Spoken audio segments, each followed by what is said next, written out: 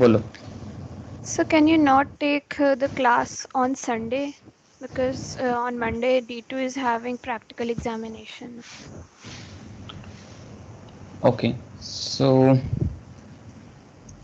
on Sunday, right? But so on which day would you like to do that long class? So for D2 Sunday, I mean Monday and Tuesday, both are having practical examinations. Hmm. And for D1, I think it's Tuesday and Wednesday. On D2, I think you have that computer programming exam, Yes, right? yes, on Monday. Okay, so will not that class help in that a bit or something like that? So, but we need time to prepare also because Saturday is there are a lot of quizzes and all. Hmm. So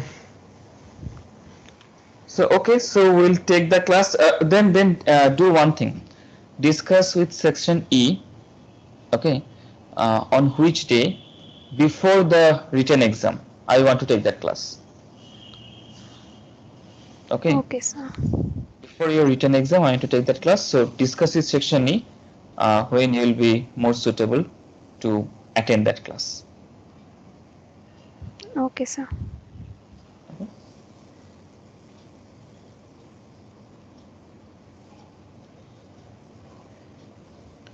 Okay, so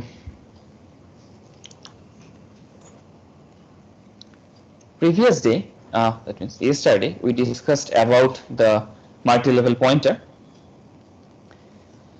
Today we'll discuss previously we discussed about simple pointers, right? So today we are going to go beyond that, where we'll discuss about multi-level pointer, and then we'll start our discussion of array. In the case of multi-level pointer, yesterday we have seen that if you write int star p and provide ampersand a, where maybe a is some normal variable, then p holds the address of a directly. But there we have also seen that along with a, p creates a p becomes a separate variable as well. Suppose a is at address 0x1234, then p holds that 0x1234 of a, but p itself becomes a variable. So obviously p is at certain location as well within the memory. So p also has its own address. In that case, we'll write int star star q equals ampersand p. And so now if p is at address say 1230, uh, then q will start holding the address of p, right? Now I discussed previously that star represents the level of indirection to the normal variable. So what does it mean? In the case of star p, we have seen that points to the variable. By variable here we will mean the normal variable that holds certain value. Whereas star star q, this simply means points to another pointer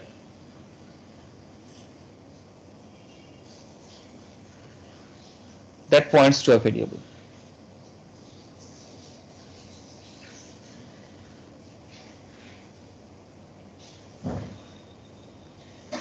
In simplest terms, a is a normal variable, p points to a and q points to p, right? So that's why it will call p as the level 1 pointer and q as the level 2 pointer, because the level of indirection from this pointer towards the normal variable is 2.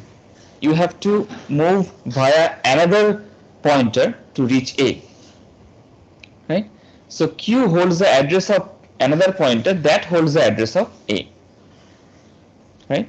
Similarly, you can increase this level of a pointer uh, at your will.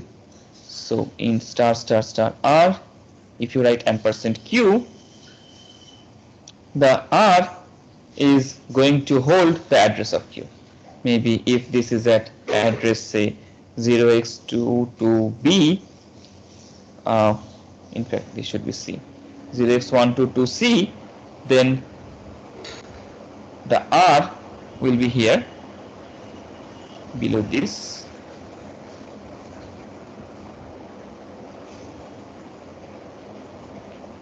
So R will hold this address 0x1 to C of Q. So R will hold the address of Q, Q holds the address of P, P holds the address of A. So R is now pointing to Q. So R will call this as the level 3 pointer. Okay, so you can create any level of indirection as your will. Is it clear till now? Sir, what is its benefit? At this moment you will not see the benefit. Obviously, just writing the pointers in this manner does not create any benefit. Its benefit comes into picture when we mix it with array. Okay. Eventually, when this extra class and this extra class will be taken, in that class I'll show you that a single level pointer is equivalent to an one-dimensional array. A level 2 pointer is equivalent to a two-dimensional array. A level 3 pointer is equivalent to a three-dimensional array, and so on. Okay.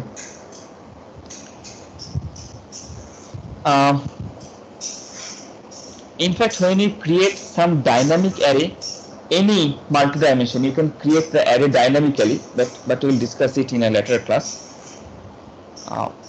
There we'll see that we can create it using these multi-level pointers. Okay. Now, these are just the basic concepts. Their use will be clear when we'll mix it with the array. Now the question is, we have already seen that star in an expression is considered as the value of operator, right? So if in this case, let me rewrite this here again, int a is equal to p, int a is equal to 5, int star p equals ampersand a. Remember, if you write something like int star q equals ampersand p, this your program is not going to run correctly, because whenever you are writing int star q, it is considering that it is pointing to the variable directly. It is considering like a single level pointer, which in fact is not, because it is pointing to a pointer, not a variable, right? And it will immediately give you a warning if not error, that varies from compiler to compiler.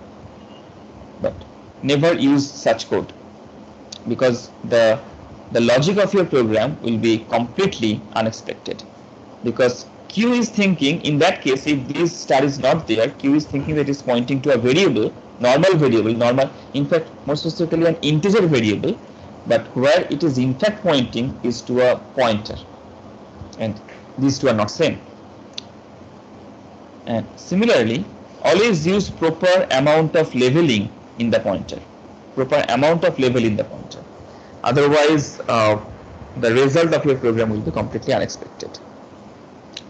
Now star gives you the value of, right? So star p, right, we can say that value at p, or this in fact is, see, let me write it a bit more step by step. P is address of A.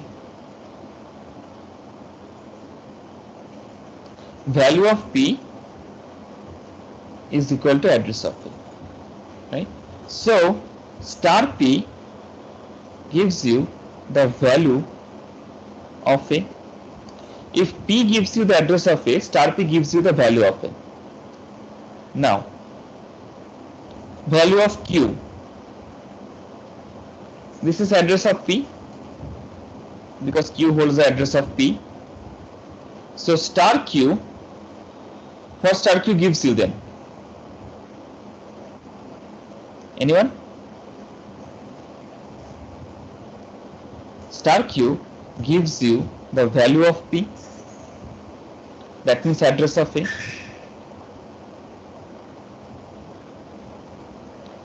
right? So star q will give you, if star q gives you the address of a, star q will give you the value of a. Is it clear till now? Yes, sir. Similarly, you can find it for any level of direction. R gives you the address of P. So star R gives you, sorry, R contains the address of Q. So star R gives you the value of Q, which in fact is address of P.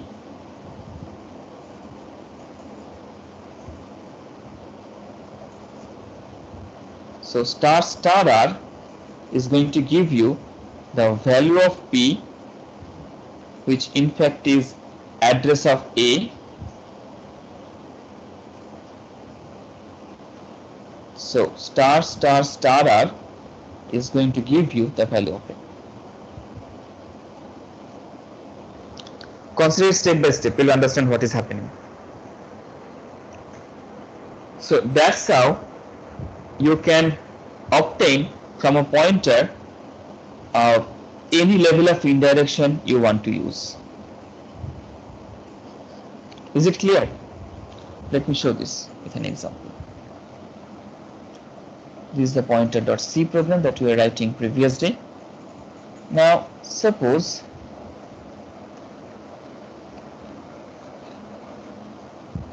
int star q equals ampersand p, int star r equals ampersand q,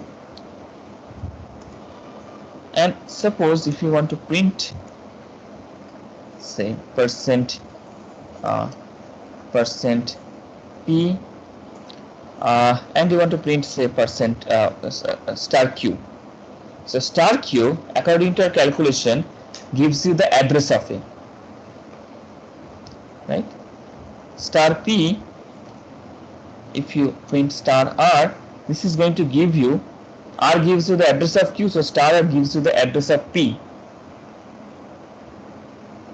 Stars another, suppose I am adding another star r, so you will see that star q and star r is going to give you the same value, because both of them are going to contain the address of A, right? Star q and star r, both of them are going to contain the address of A. And at the end I can print this one. I'm just showing some of them.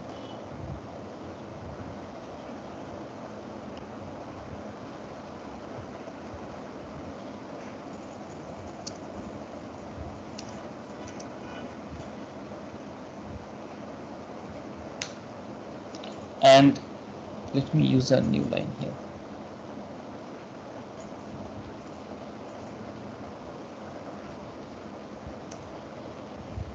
And as you can see that star q and star r is giving you the same address, right? Star r is giving you the address of q.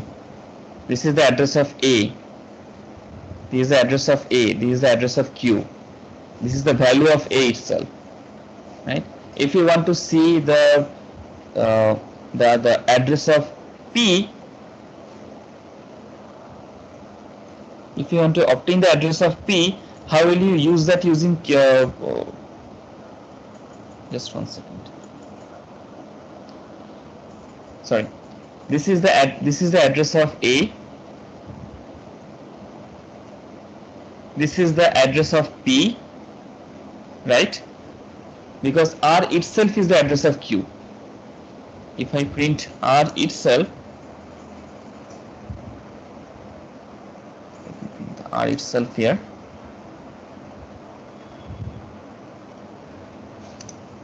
That will give you the address of Q. So this one, star Q, Q is the address of P. So star Q is the address of A. Okay, follow this carefully. Star q is the address of A. Then R itself is the address of Q, right? Because R is the address of Q.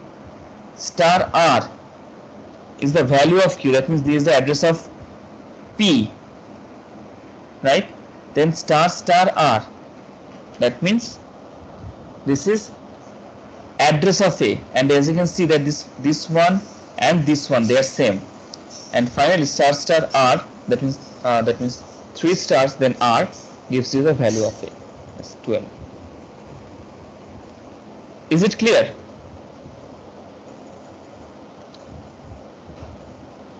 Any of you any confusion at this moment? Sir, please explain once again. Okay, see. Q holds the address of P, right? Q holds the address of P. So star Q will hold the address of what? Let me write this. Q is the address of P. So star Q will hold the value of P. Value of P means address of A. Because P holds the address of A. Is it clear till now? Yes, sir. Then R is the address of Q. If R is the address of Q, star R is the value of Q, and value of Q means address of P, right?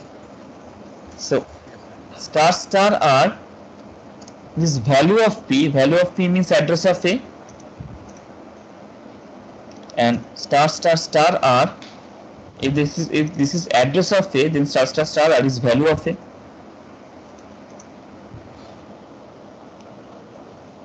Okay, star Q is address of A, star Q is value of A. You can explore it as well. So this first I am printing star Q is address of A. So this is address of A. Then R is the address of Q. So this is address of Q. Then star R is the address of P. So this is address of P. Okay. And then star star R, this is again address of A. Right? Star Q is address of A, star R is address of A.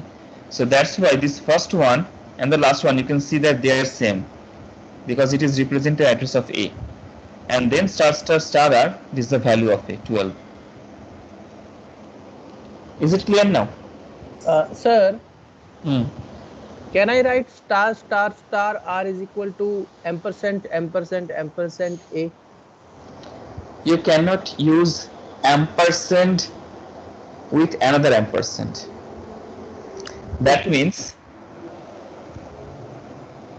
if you think that star star star R is equal to ampersand of ampersand of ampersand A, this is not going to work.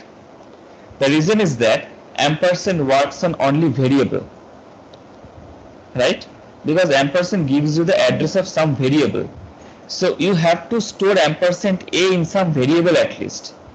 Otherwise this ampersand will fail, because this ampersand is not going to get the value, is not going to get the address of some variable. Where are you storing ampersand A? What is the variable where it is storing the ampersand A? Is it clear whatever I said? Yes, sir, yes, sir.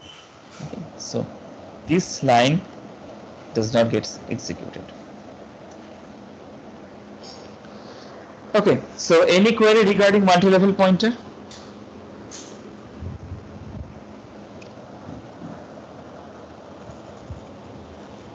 Is the concept of multi-level pointer clear? Yes, sir. Yes, sir. Now let me discuss about array.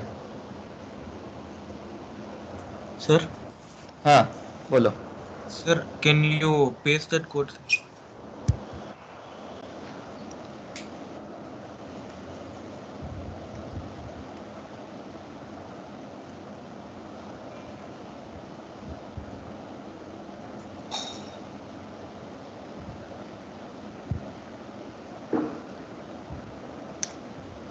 Okay.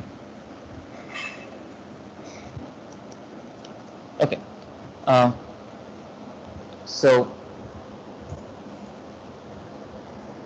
let's start our discussion of array. Welcome. Array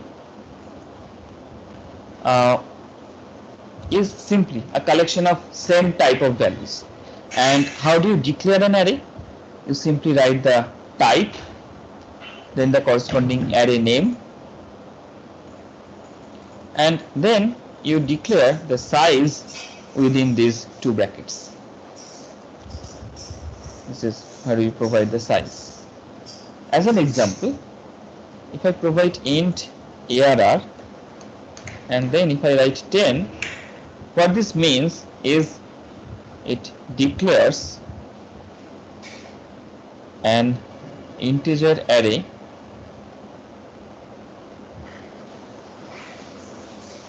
of 10 elements.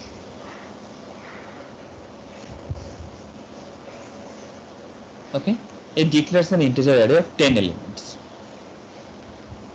And how does it stay within the memory?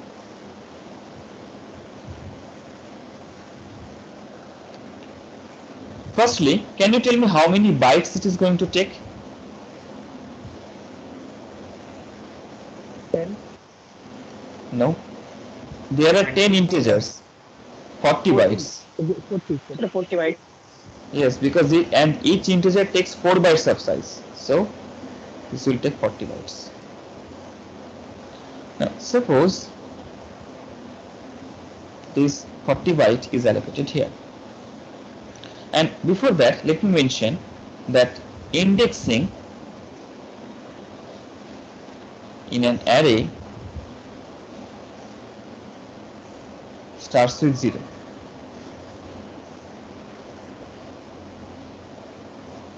Okay. So array 0 will give you the first element,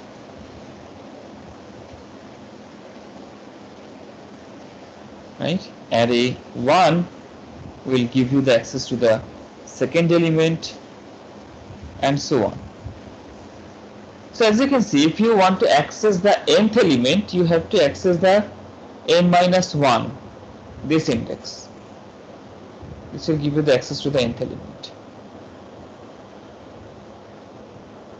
And with an array of size 10, eventually array 9 gives you the access to the last element.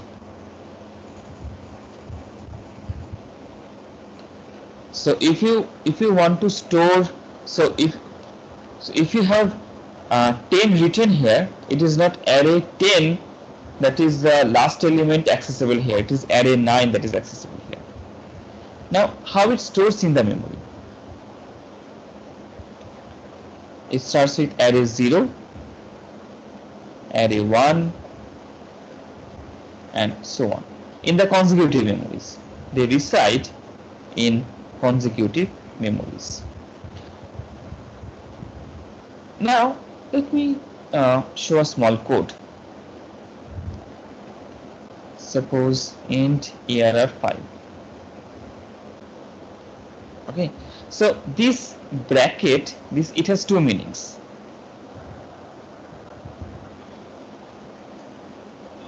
This bracket has two meanings. In declaration, it represents size of the array, or in fact the number of elements in the array. Okay. Whereas in expression,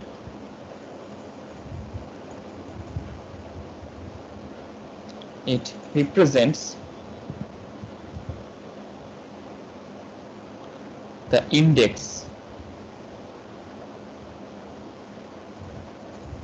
of the element that you want to access. Okay. Now let's write a small code. For int I is equal to 0, I less than 5, I plus plus, here that I equals I plus 1. Let's see what is going to happen here, step by step.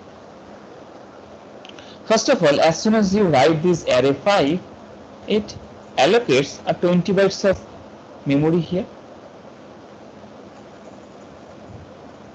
Is a 20 bytes memory.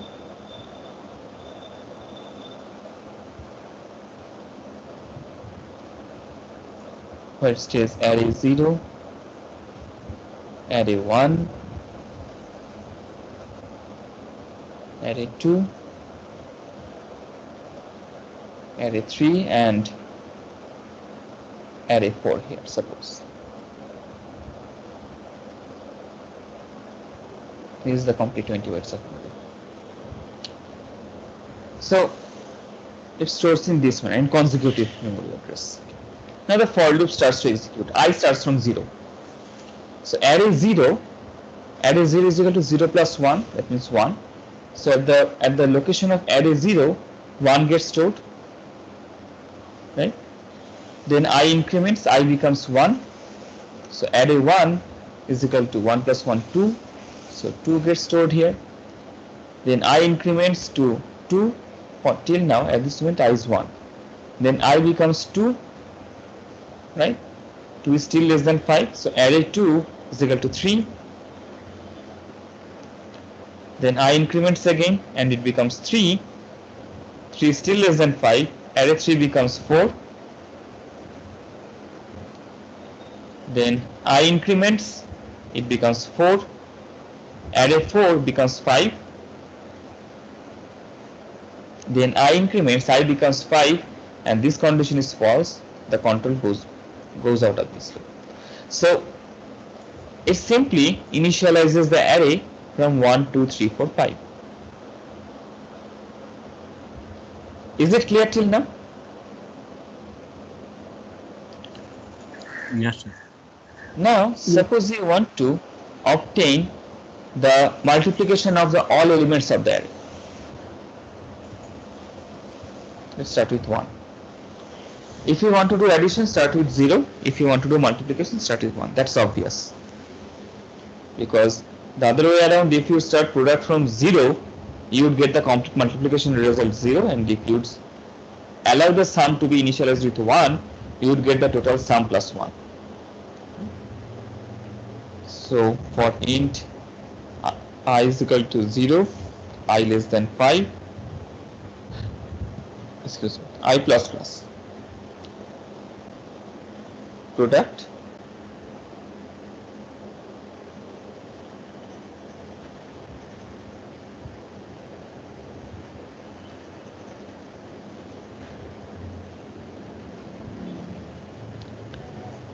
product multiply equals error I. Now what's going to happen here? Let's see. Again, I starts from 0, right? First, initially the product value is 1. Okay? I starts from 0. So product gets multiplied with array 0. Right? And the value of array 0 at this content is an expression. So I represents the index, just like the same here. So it gets multiplied with 1 and it remains 1. Okay. Then I was 0 here. I becomes 1. Okay. I increments and I becomes 1. So now the product gets multiplied with array 1. That means 2 here. So it becomes 2. The value of product was already 1, so it becomes 2. Now increments again and it becomes 2 here. So now product get multiplied with array 2, which is 3 here. So it becomes 6. Right? Then I increments again and it becomes 3. Then product gets multiplied with array 3 again. That means which is 4 in this case, it becomes 24. Then I increments to 4 and it multiplies the same product variable with array 4, which is 5, and we get 120. Right? Then I becomes 5 and this condition is false, it goes out of the loop. So here if you print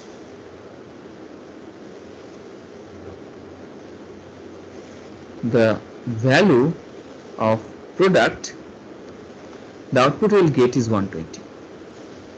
You can execute this, you'll see 120 as the output. Is it clear till now how to access the elements of an array and how you can employ it in an expression? Any confusion till now? Yes, sir.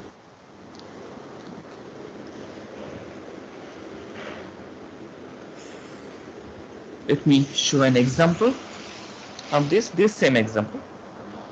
Let me write this out here.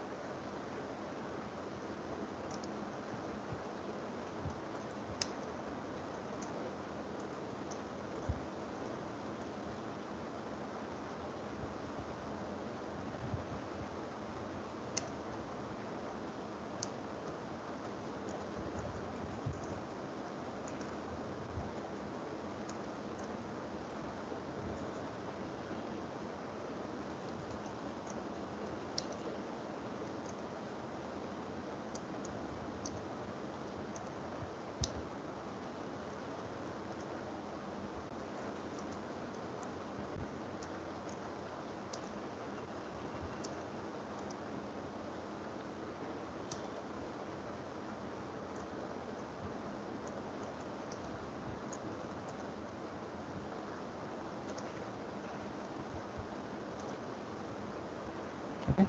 So if we execute this one,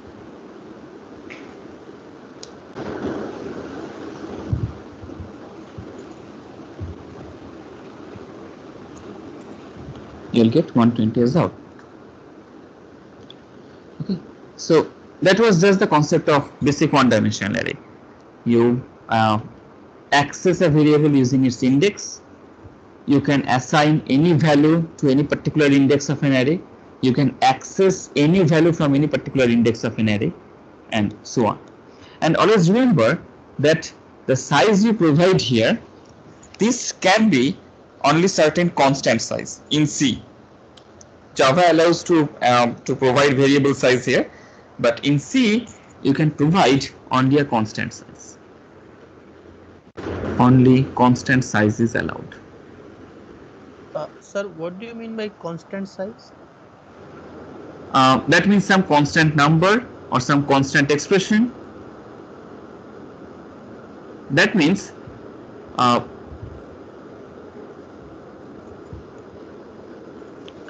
if you write something like, say, int n is equal to 5, and then you write int arr as n, that's not allowed, at least in older C. Let's see. That means at least in traditional C that is not allowed. Suppose I write int is n is equal to 10, and if I write int arr1 as n,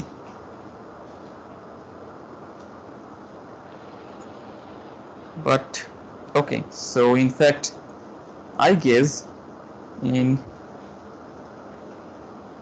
later versions of C and C, in C++ that's allowed. Okay, so C has incorporated this property from C++ as well, but in traditional C this was not allowed, in fact.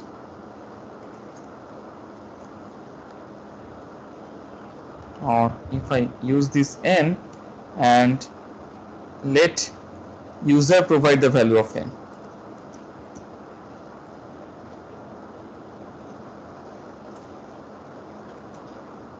Okay, so in modern C it is allowed.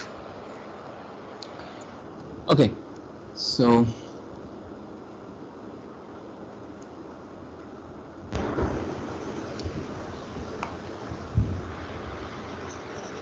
let me remove them. Let me so in any query regarding one-dimensional array?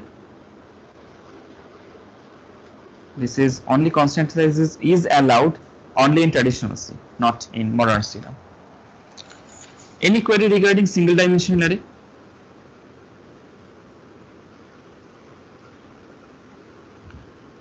Well,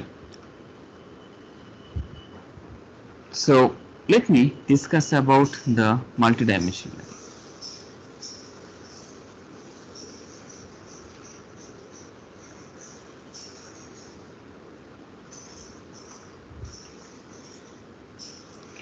Okay. Till now, you have seen single dimensional array. It is called single dimension because if you write the content of an array, that will be say 12, 23, 79, 40, 28 and so on. This can be a possible array. Okay, I just forgot to mention that you can also initialize an array in this way as well. So if you wish, you can initialize an array by providing the elements directly on the same line.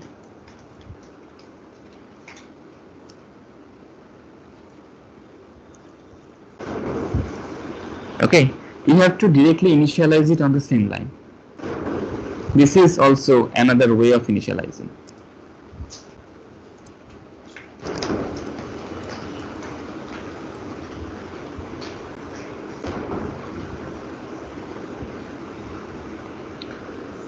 Now, so this was what I've discussed was about single dimensional array. Now, let me write an array something like int arr 5 3. What does it mean is a two-dimensional array. In fact, a single dimensional array you can consider it like a vector in mathematics, and a two-dimensional array you can consider it like a matrix. Right? A 2D array with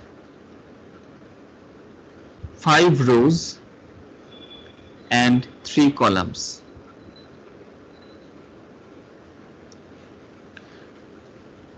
In fact, in general, what it represents is a 2D array of 5 sub-arrays. As for example, here you write simply 5, array 5, right? And array 5, that means there are 5 elements. Now consider something like this. This array 5, it also has 5 elements. But here the 5 elements, they are simple variables themselves, simple constants or simple elements themselves. Whereas in the two-dimensional array, this array 5, these 5 sub-arrays, they themselves will be arrays. Is it clear whatever I say? So a 2D array of 5 sub-arrays, and where each sub-array has 3 elements.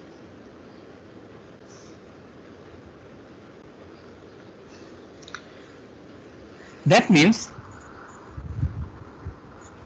suppose if I write some, let me initialize it something like this. Say 2, 3, minus 1, 1, 5, 7, 2, 1, 0, 1, 5, minus 2, and 2, 1, minus 9. And as you can see, there are 5 arrays. 1 array, second array, third array, fourth and fifth one. There are 5 arrays, and each of these arrays have 3 elements. Right? Let me implement this.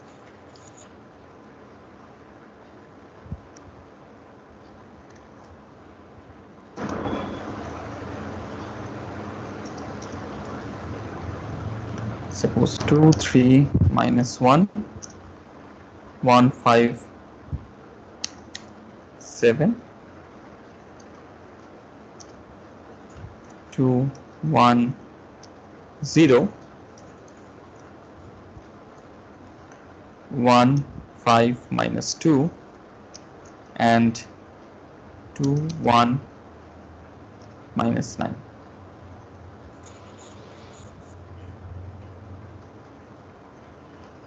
Okay. Now, why did I say that it is quite shows like a matrix? In fact, you can print it like a matrix. Internally, this will in fact be 5 rows of the matrix. So 2, 3, minus 1. This is first subarray, or in fact that will be accessible via array 0. Array 0 here gives you access to 12 first elements. This is array 0. Similarly, array 0 here will give you the access to this array. Okay. Similarly, the second subarray will be 1, 5, 7 that you can access via array 1. The third subarray will be 2, 1, 0 that you will be able to access via array 2. The fourth subarray will be 1, 5, minus 2 that will be accessed via array 3. And the fifth subarray, that will be 2, 1, minus 9, and you will be able to access it via array 4. Okay, so this is what will give you a matrix-like structure.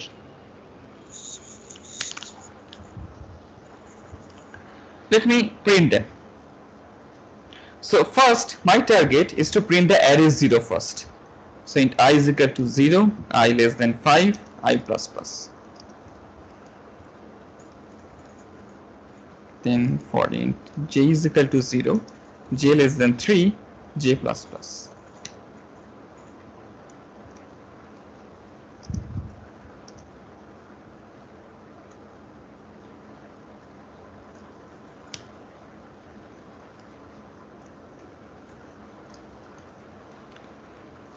And if we implement this, you can see that same structure.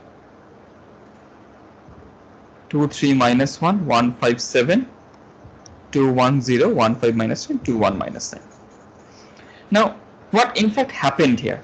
Let's check this step by step. Observe that this line here initially starts with I is equal to 0, right? Now, for I is equal to 0, that means, if you can remember, it is I am going to print array 0. That means the first element of this two-dimensional array, which in fact is itself a single-dimensional array 2, 3, minus 1. Sorry, just 1 second. So for array 0, now I am going to print the 3 elements of that subarray, which is 2, 3, minus 1. Then I am going to put a new line. That's why I am seeing a new line here. Then I is equal to 1 becomes, and you are going to print the array 1. That means the second subarray. Second element of array. In fact, the second element of this complete array is 1, 5, 7, and that is being printed. Right? On these two lines, that second subarray gets printed. Then I becomes 2, and this third subarray gets printed, and so on. Between each subarray, I am putting a new line here. Is it clear whatever I said? Sir, if I remove the second for loop and in the array I write only array bracket I, then? Okay, only this one. Okay, so for this you have to understand what in fact then the array name itself represents. See, array name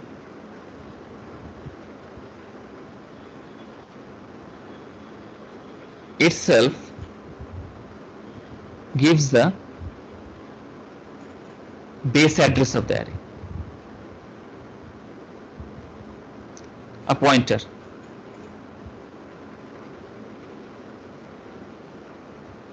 That means what? Suppose if you write, say, int arr 5 and you write, say, 2, 3, 4, 5, 6.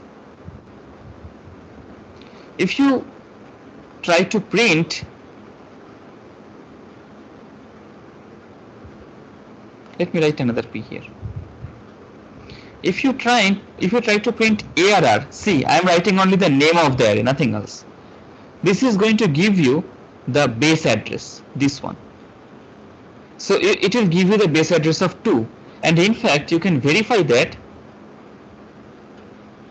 What error 0 gives you? First element. So you can obtain its address via this and error 0, isn't it? See, error 0 gives you this first element. Let me put this in the memory.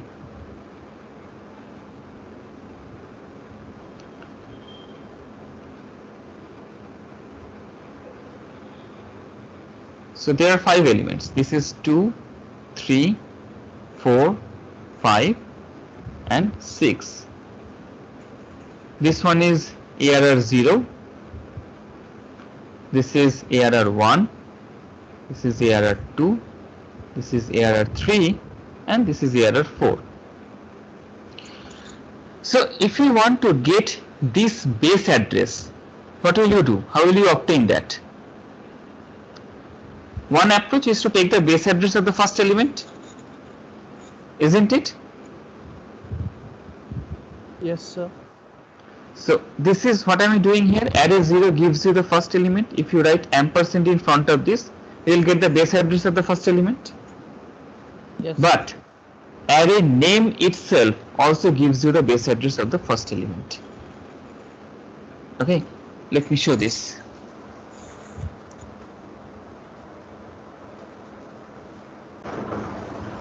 I'll come back to this program later.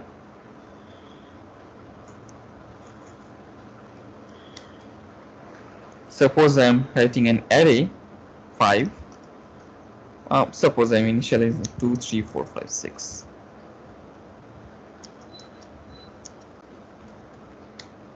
And if I print the array name only and then ampersand array 0, okay, you'll see these two addresses are same, 13150 and 13150. Okay, so the array name itself gives you the access to the base address. So the fact is, if you can remember from our discussion of array, if you remember discussion of pointer addition, so this is being pointed by the ARR. Can you tell me what ARR plus 1 will give you? Anyone? Sir, that A1. Yes. Address of second element. Yes, address of the second element. Because ARR is a pointer. Those who could not understand, ARR is a pointer. 1 means jump by 1 data. If it jumps by 1 data, this is what will be pointed by ARR plus 1. This is what I was going to discuss in the overall discussion of pointers, arrays, and functions on Sunday's class. So this is array plus 1. This is array plus 2, and so on. In general, ARR plus K, this is in fact equals to ampersand array K.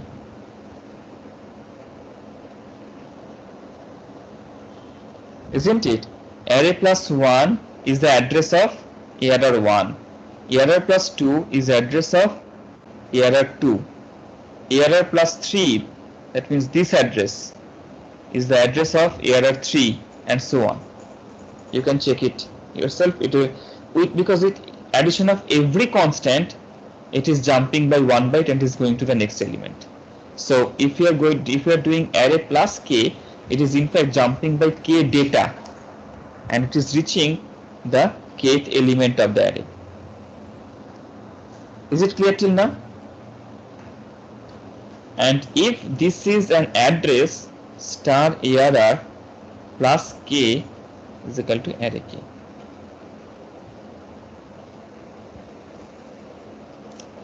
Let me show this.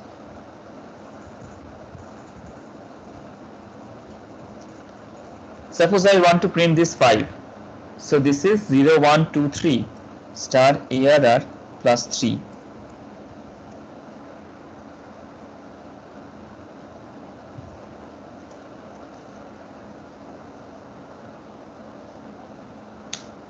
I can see that 5 has been printed out here, because this is the ARR.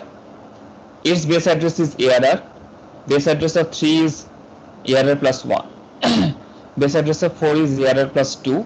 Base address of 5 is ARR plus 3. And at that base address, if you do a star, you are going to get the value stored at that base address. That means the value here you get printed as 5. Is it clear? Yes, sir. Okay. Now, Sir, does that mean bolo. that ARRI will give me the address of first subarray, Yes. or the consecutive I10 then? ARRI will give you the address of the ith subarray. Yes, sir, ith subarray. Okay, sir, I got it now.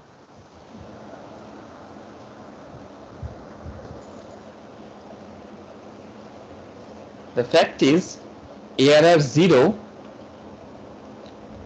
is this complete subarray.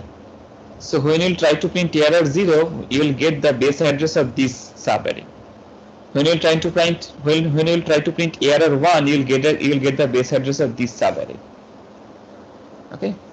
For ARR3, similarly, just like other, ARR3 will give you the base address of this subarray. Okay. And the base address of consecutive, these all arrays is its first element, right, sir? Yes, their first element is its corresponding first element. The address of the first element is its base address. Okay, sir. Thank you. The fact is, why it gives like that? The answer is, in the memory, it is stored like that. That means first array 0 gets stored. There are 3 elements, so these 12 bytes are for array 0. Next 12 bytes are from array 1. Next 12 bytes for array 2, and so on. Right. Now, only ARR itself, suppose this is my ARR 0, it starts here. This is where ARR 1 starts, this is where ARR 2 starts. I am showing this with 3 elements only. If you print array only, it will give you this base address. Right? Now, if you try to print ARR plus 1, this two-dimensional array, remember, so every element is of size 12 bytes. Is it clear till now?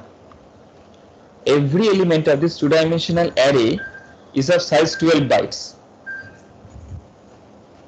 So if you do ARR plus 1, it will print by 12 bytes and will give you the ARR plus 1. Okay. ARR plus 2 will give you this one. Let me show this.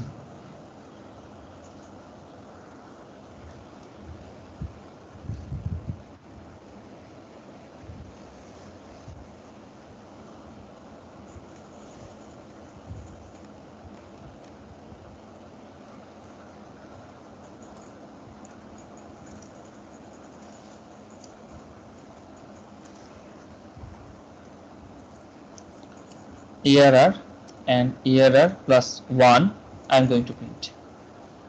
Okay, let me remove them.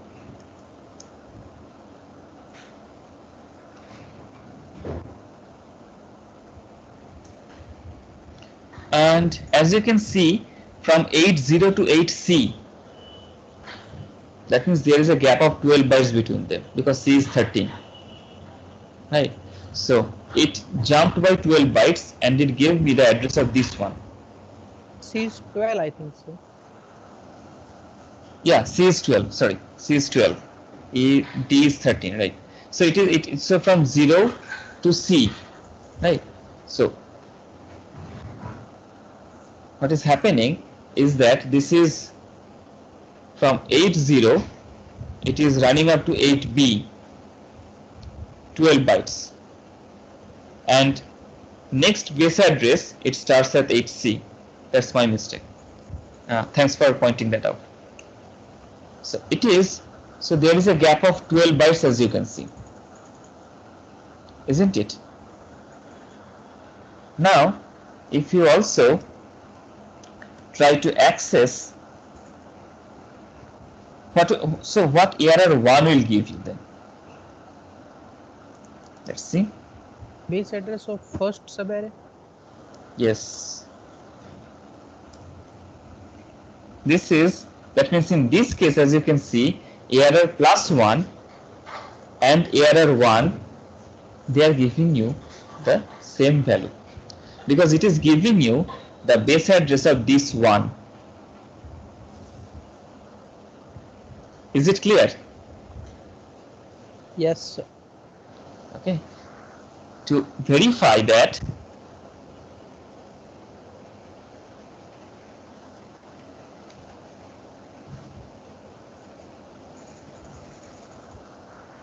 it got stuck.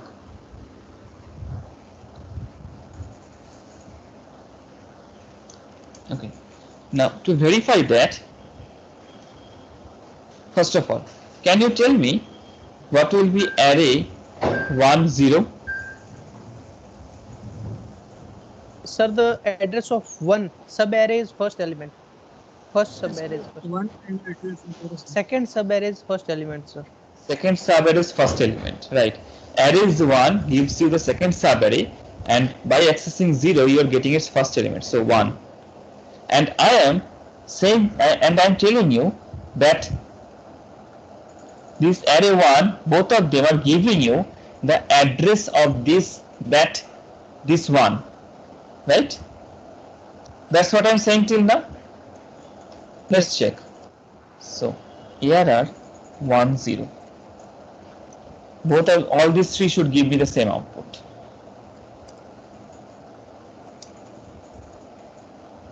Okay, I did not put another %p here. And I can see that all of them are BFFC, BFFC, BFFC. Is it clear? Yes, sir. Sir, Ah.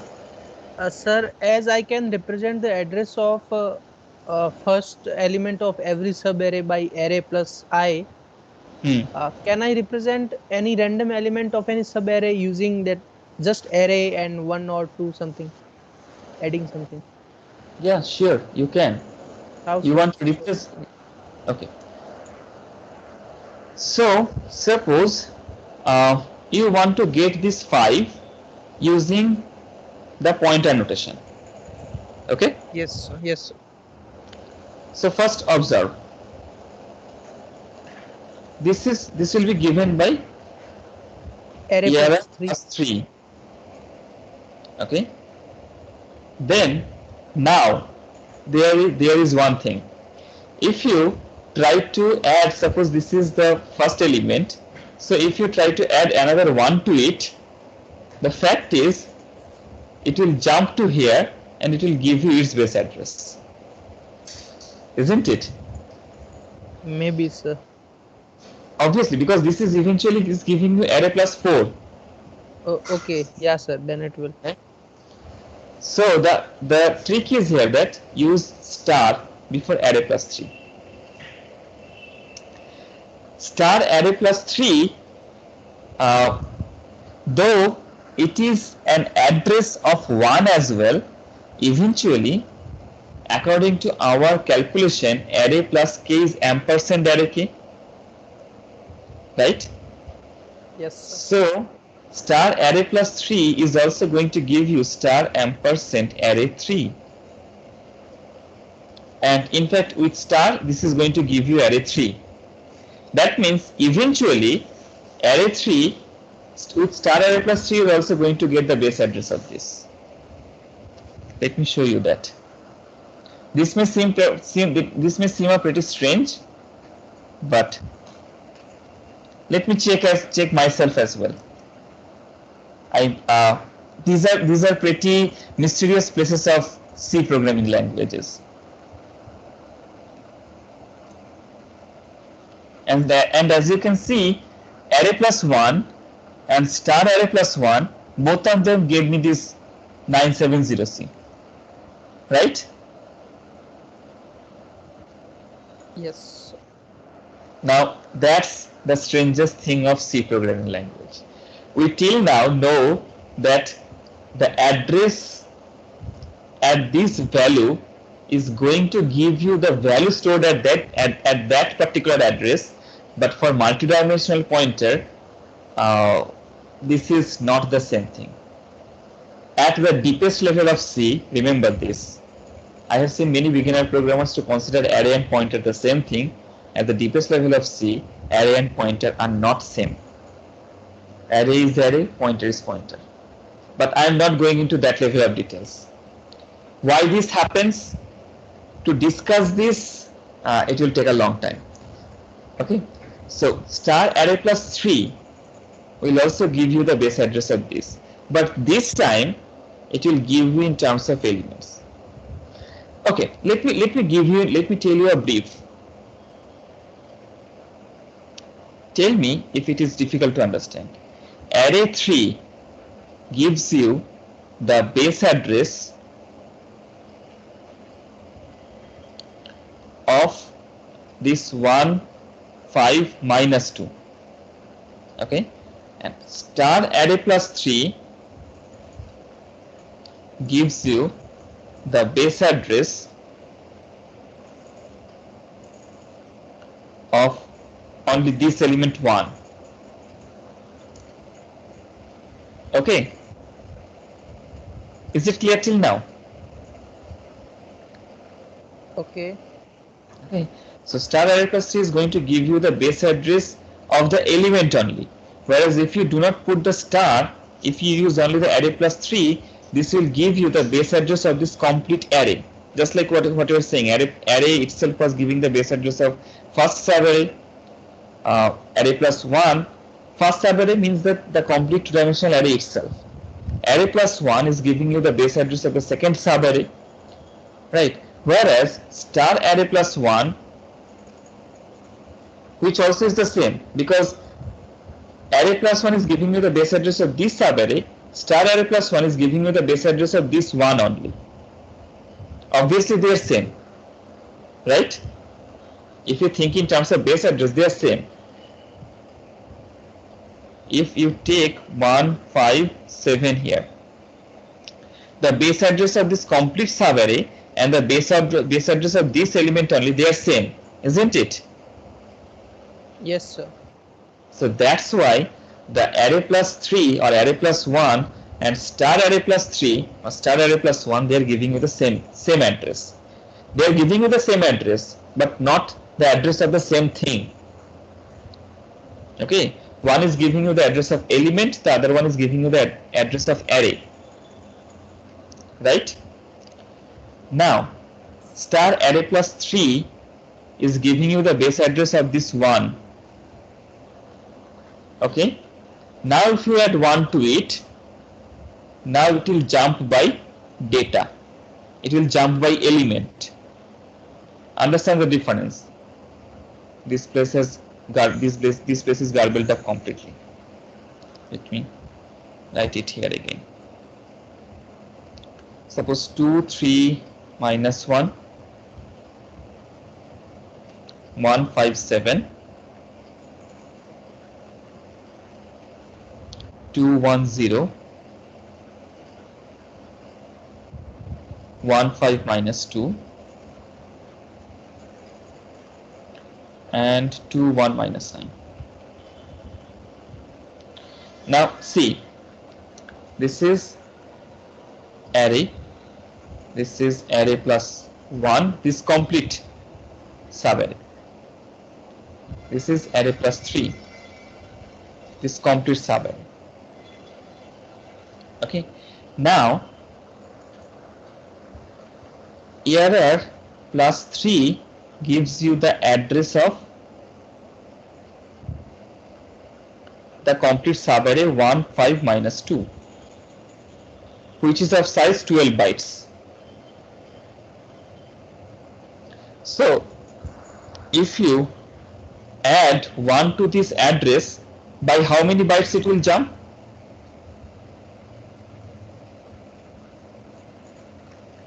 If array plus 3 gives you the address of some element, no. Array plus 3 gives you the address of this element, which is of size 12 bytes. So if you add 1 to it, it will jump by 12 bytes, because the element to which it is pointing is of size 12 bytes. Isn't it?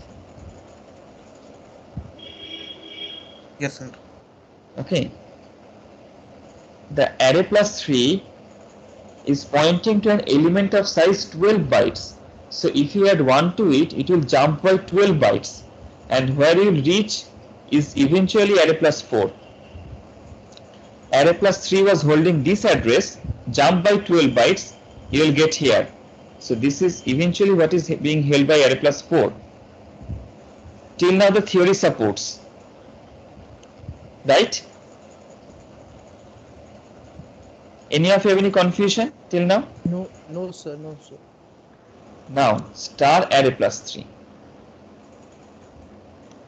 This gives you the address of that single element 1 only, which is of 4 bytes. So star array plus 3 plus 1, how many bytes it will jump? 4 bytes. Yes. So from 1 it will jump to here 5. Now it will move within the subarray, no, sir? Yes, now it will move within the subarray, because star array plus 3 is now not pointing to the complete array. Star array plus 3 is pointing to the first element only, this one. Right? See, star array plus 3, both of the addresses are same, but they are pointing to different things. Array plus 3 is pointing to the complete array. Star array plus 3 is pointing to the element only. Okay. Array plus 3 to which it is pointing is of size 12 bytes. Star array plus 3 to which it is pointing is of 4 bytes. So if you add 1 to it, it will jump by 12 bytes. If you add 1 to it, it will jump by 4 bytes. Sir, what about star array plus 3 plus 3? I'll come to that point. But star array plus 3 plus 1 is now going to point you to the 5.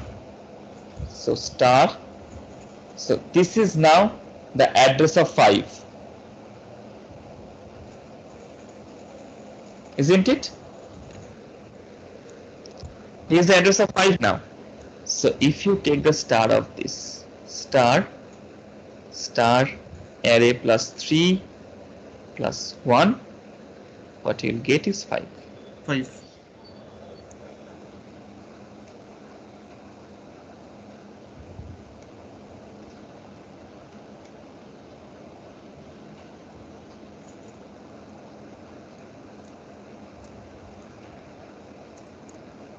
Star array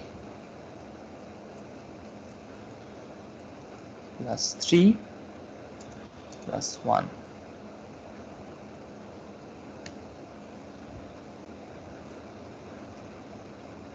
This bracket ends here. Single bracket, sir.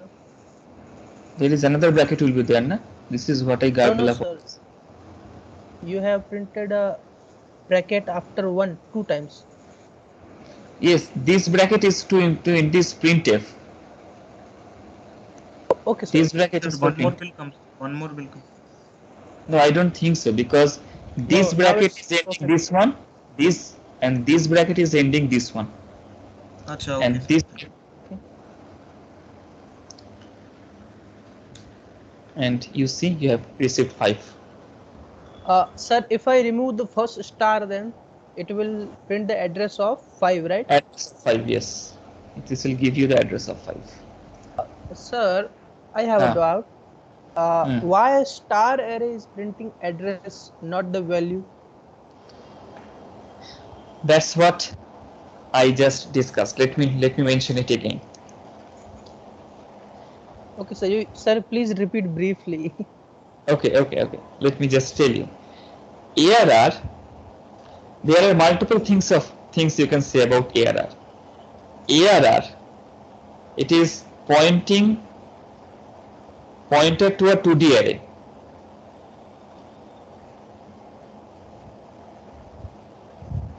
Okay, ARR is a pointer to a 2D array, in fact, right?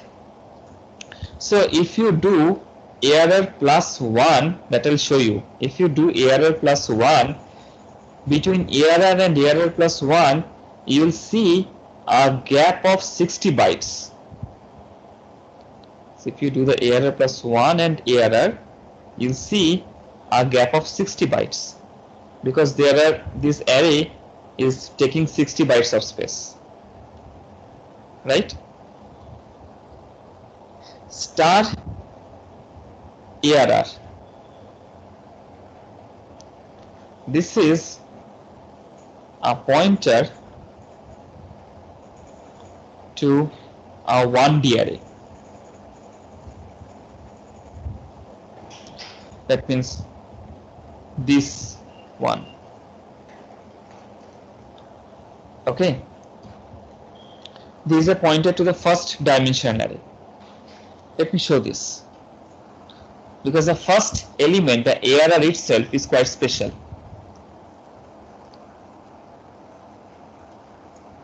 ARR plus 1, in fact ARR plus 1 minus 1 will give you 1 only, because it is jumping by data. Let me print this time, rather than in hexadecimal, let me print in decimal, so that we can easily understand what's going on here.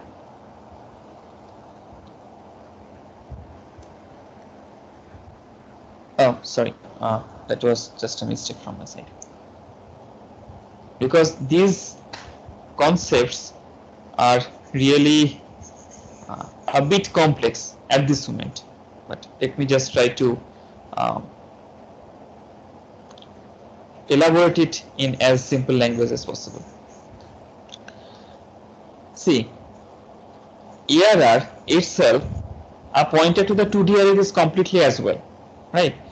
At the same time, it is a pointer towards the first subarray. Okay, it is a pointer to the first subarray. ARR, Sir, bolo. sir, there we got 40 and 52, no, sir? Yes, the gap of 12 bytes. That's what I did. That's what I did the mistake. Don't worry. I'm correcting it. Okay. ARR, it is not pointer to 2D array. It is a pointer to the first subarray.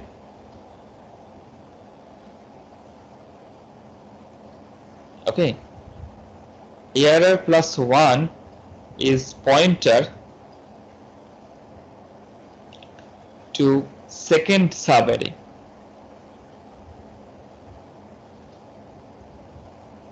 So first subarray and second subarray, and the gap between them is of 12 bytes. Okay. Now, similarly, if you do the star ARR, or you take any subarray and do a star of it, what you will get is the is the address of the first element here. That means pointer to the first element of the first subarray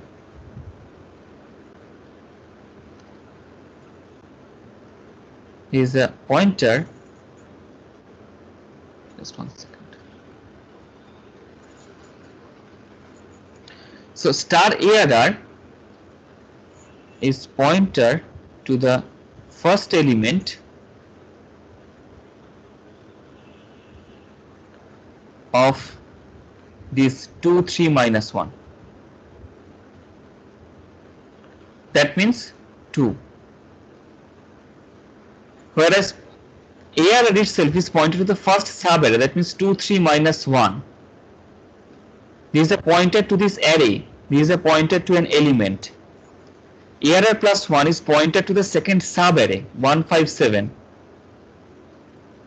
Whereas star ARR plus 1 is pointer to first element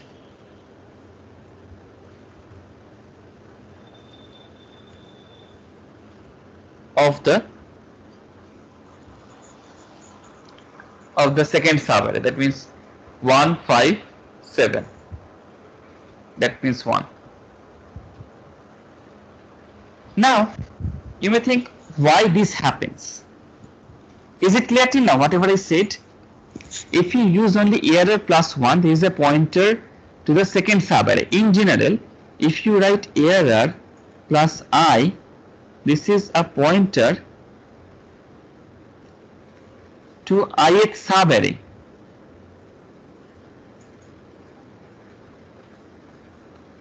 Right? This is a pointer to the ith subarray. So star ARR plus I, this is value of the ith subarray.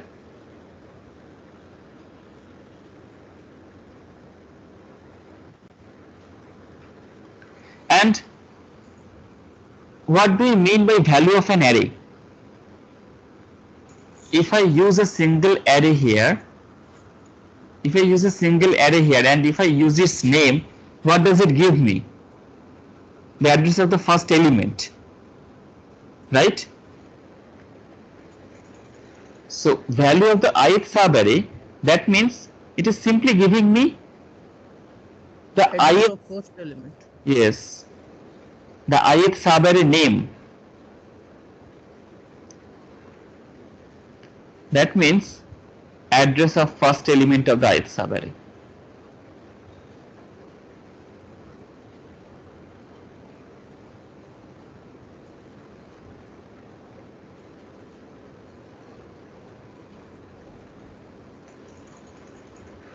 Address of first element of ith subarray. So ARR plus I will give you a pointer to an array. So this is pointing to an array. Pointer to array, yes, this one. Whereas this one is pointer to an element.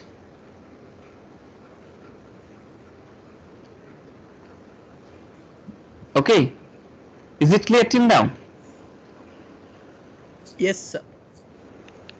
So if you add something to this, it will jump by that complete array. If you add something to this, it will jump by an element. Okay, so that's why here star ARR plus 3 gives you the address of the first element of the third subarray, but address of element, unlike ARR plus 3 that gives you the address of the subarray.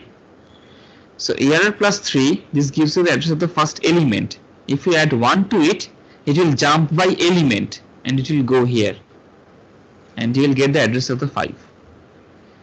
Now the question is, what if I do ARR plus 3 plus 3? What it is going to give me? Star ARR plus 3 is going to give me the address of this first element. now jump by 3 elements. First element, second element, and in the memory, if you look into the memory, these subarrays remain one after another, right? So 2. It will give you the address of this element. Fifth row, first element. Yes, fifth row, first element. And you can check it out.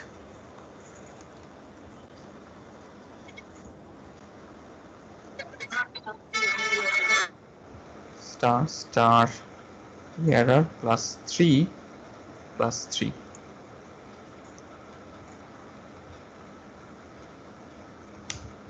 And I can see that 2 has been printed out, these 2. Okay. Is the concept clear to all of you? Clear, sir, clear. What's the time? Oh my goodness, it's 3:24. Yes, You didn't have class from 3 to 4? Sorry, sir, repeat. You didn't have class from 3 to 4? Not that, sir. Yesterday syllabus completed. Yes, sir, Okay. no today class. Okay. So let me continue.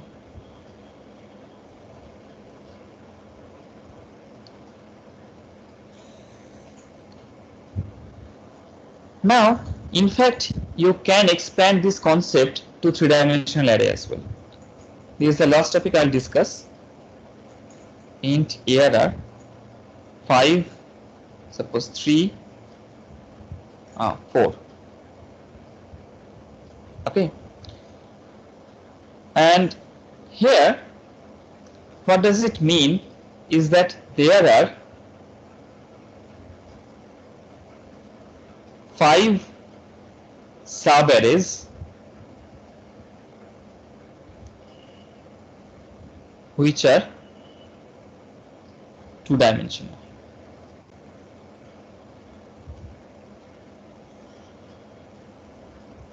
And each subarray is of size 3, 4.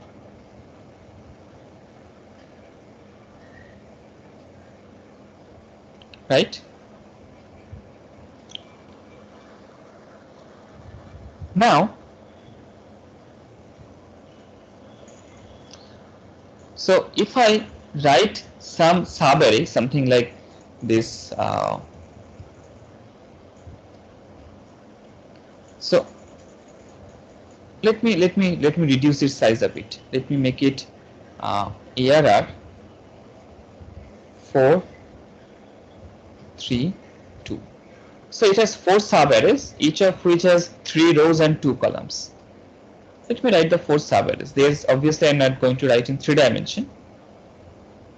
Suppose 1, 0, 2, minus 1, 1, 5. This first subarray, this is 2, minus 1, 0, 5, and 2, 1. This is second subarray. This is 3, minus 1, 0, say, minus 2, and 5, minus 9. And suppose this is 9, minus 6, say 8, 4, and minus 1, 1. So these are the 4 subarrays.